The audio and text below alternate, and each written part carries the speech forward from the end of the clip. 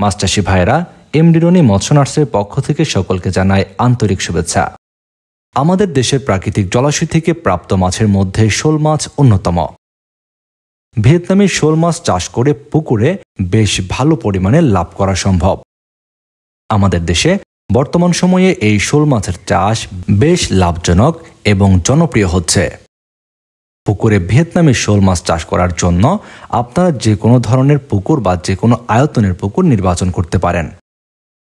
পুকুরে শোল মাছ চাষ করার ক্ষেত্রে এই ভিয়েতনামি শোল মাছের পোনাগুলো আপনারা একক চাষ করায় উত্তম হবে।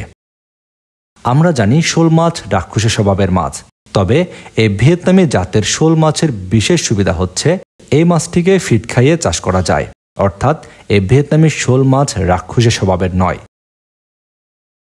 অন্য সকল মাছের মতোই এই ভিয়েতনামি জাতের শোল মাছকে ফিড খাইয়ে আপনারা চাষ করতে পারবেন। ভিয়েতনামি শোল মাছ চাষ করার ক্ষেত্রে দ্রুত বৃদ্ধির জন্য আপনারা পুকুরে শুটকির গোড়া দিতে পারেন। এক্ষেত্রে এই মাছটি অল্প সময়ের মধ্যে বেশ ভালো ওজন হয়ে যাবে।